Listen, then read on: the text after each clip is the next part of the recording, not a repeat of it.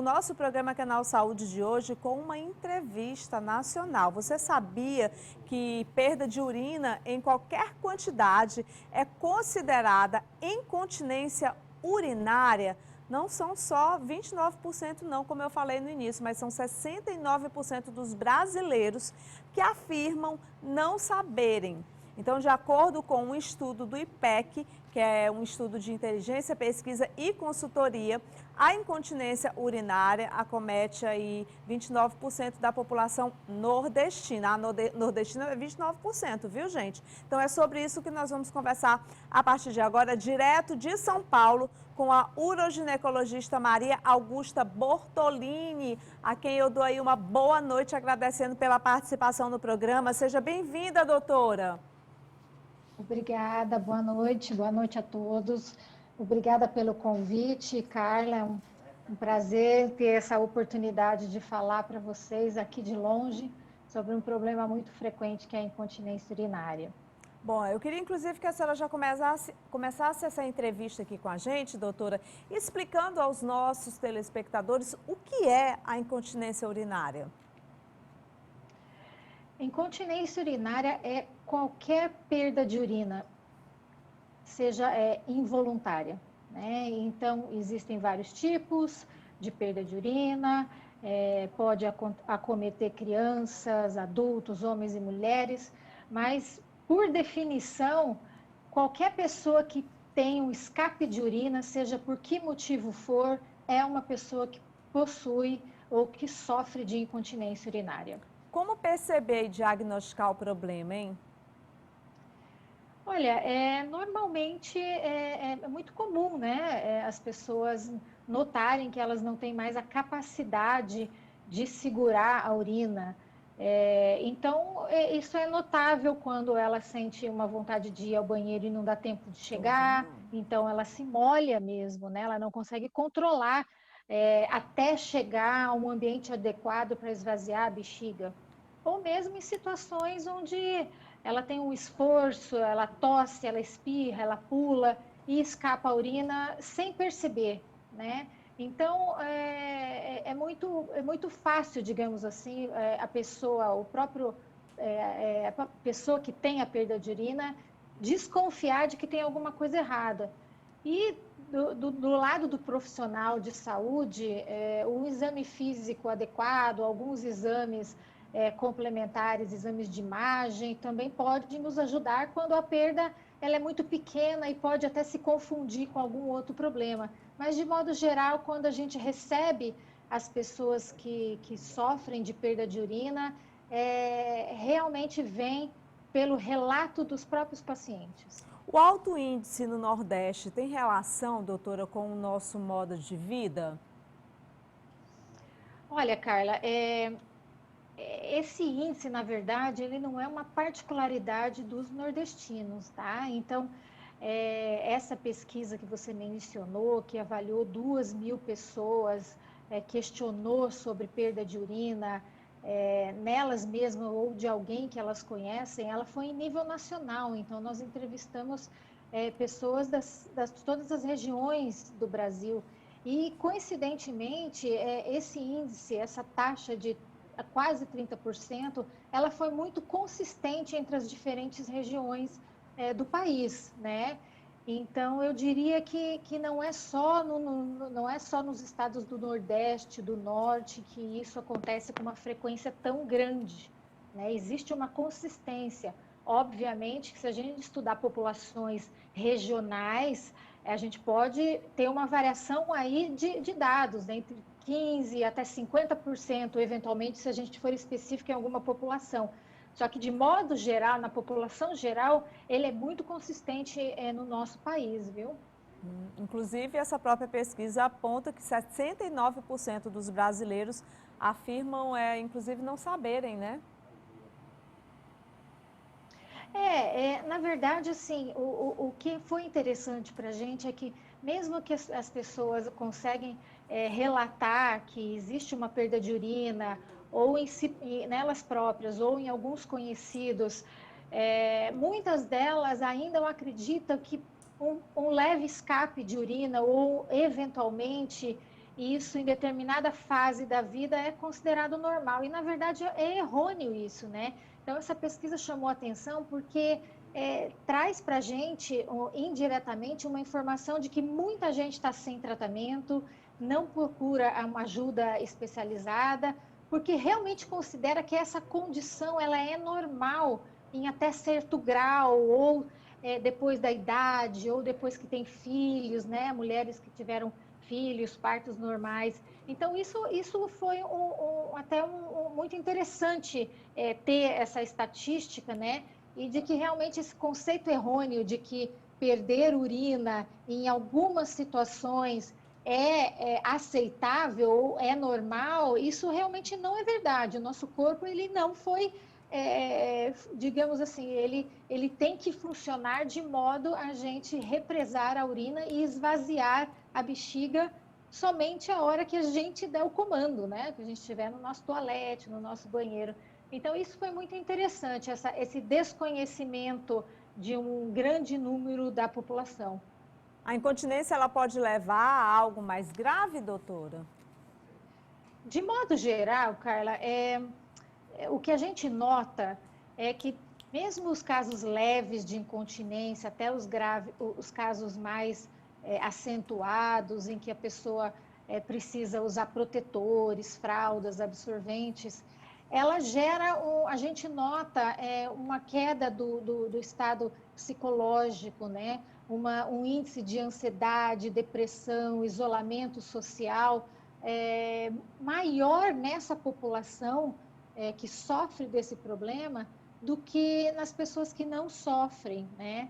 Então, eu diria que a pior consequência, assim, na população geral seria o isolamento social, o evitar as atividades fora de casa, que possam fazer com que essa pessoa perca a urina e se envergonhe, né? Então, o comprometimento psicológico, a gente nota que é muito grande nessas pessoas. Sim, com E certeza. e nos casos, e eu poderia citar, assim, nos casos onde tem uma severidade mais importante, uma perda de urina em grande quantidade, mais frequente, faz com que essas pessoas tenham uma predisposição maior a ter lesões de pele, né? O que a gente chama de dermatite. Então, funciona como se fosse um bebê mesmo, né? Ela usa o protetor, o absorvente, a fralda, mas está toda hora molhada. E essa urina em contato com a pele, ela gera uma irritação, ela pode levar a uma infecção secundária, bacteriana, fúngica, e daí isso acabar sendo necessário um tratamento antibiótico, alguma coisa mais grave, né? Então, eu diria que são as principais consequências da perda de urina. Primeiro, a vergonha, o estado de ansiedade, depressão que essas pessoas sentem e sofrem. E depois, realmente, o efeito da urina, né? Que em contato com a pele, a região inguinal, a virilha, a região íntima mesmo, né? Que é muito desconfortável mesmo, né? A gente pode dizer que afeta mais as mulheres e os idosos, doutora?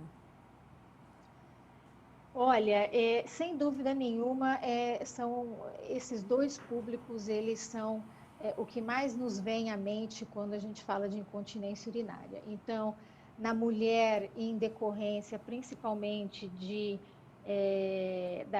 da parte obstétrica, né, dos eventos obstétricos, ou seja, as gestações, os partos pelo qual ela passa ao longo da vida, que sem dúvida nenhuma é o principal fator de risco para desenvolvimento das perdas urinárias, inclusive numa população mais jovem, né, das mulheres.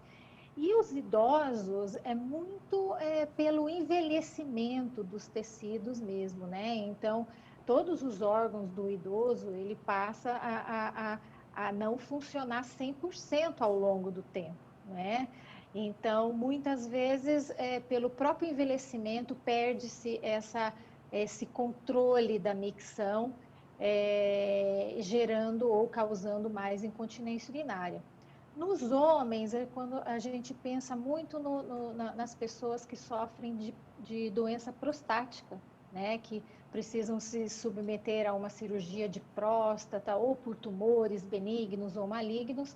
Então, a população masculina, ela especificamente, esse grupo de pessoas que passou por um procedimento cirúrgico para a retirada da próstata, ela é bem afetada, né? Entendi. Então, eu diria que são os dois principais grupos, sim, os idosos e as mulheres. Agora, o que a gente pode falar hoje em termos de tratamento? Já está bem avançado, inclusive, né, doutora? Olha, Carla, eu diria assim que a gente consegue ajudar 80% das pessoas com incontinência urinária, se não a curar, a melhorar muito a qualidade de vida, né? Então, nos últimos anos surgiram tratamentos medicamentosos para alguns tipos de perda de urina relacionado à bexiga hiperativa, surgiram técnicas cirúrgicas menos invasivas, com recuperação mais rápida para tratamento de incontinência urinária de esforço, né? E também as técnicas fisioterapêuticas para os casos de incontinência leve a moderada, cada vez mais existem profissionais aptos e capazes de oferecer esse tratamento para os pacientes. Então, eu diria que grande parte dessa população se beneficiaria de um tratamento ou conservador ou cirúrgico, né? É uma incongruência a gente pensar que muita gente nem sequer considera isso um problema ou uma doença, acha que é normal, e por outro lado a gente tem muito o que oferecer de tratamento, né? Então eu diria que nos últimos 20 anos os tratamentos, a tecnologia para o manejo da perda de urina nas pessoas, ela evoluiu muito, sim. Como melhorar, assim, a qualidade de vida das pessoas que sofrem com este problema, né, doutora? É importante também a gente ressaltar que a alimentação das pessoas precisa ser melhorada, que a atividade física também é importante. Assim, eu estou falando numa situação geral de vida. Agora eu já estou levando muito para a questão também da prevenção, porque eu sempre falo que a gente tem que prevenir sempre, né? Então, assim, a saúde da gente, principalmente, ela começa a dar alguns sinais, né? Com o passar do tempo, a gente já vai sentindo ali um sinalzinho. Então, assim, a gente está falando hoje da questão da incontinência urinária, mas a gente já faz, inclusive, esse apelo à população.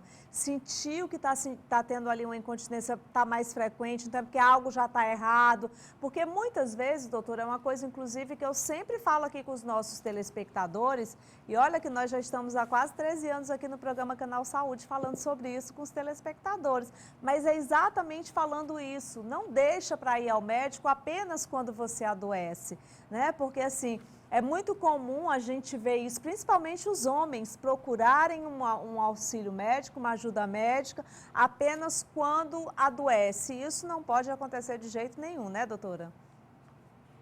Idealmente, né, todas as condições de saúde, as doenças, elas se tratadas no início, elas têm uma chance de serem resolvidas muito maior. E isso vale para câncer, e isso vale para uma teoricamente simples incontinência urinária. Sem dúvida nenhuma, você correr atrás do prejuízo para recuperar a sua saúde é muito mais difícil do que você prevenir. Eu costumo brincar até que a gente vai no médico por dois motivos: ou porque está doente ou porque não quer ficar doente, né? Então, é bem por aí, Carla. Eu diria assim, em termos gerais de hábitos de vida,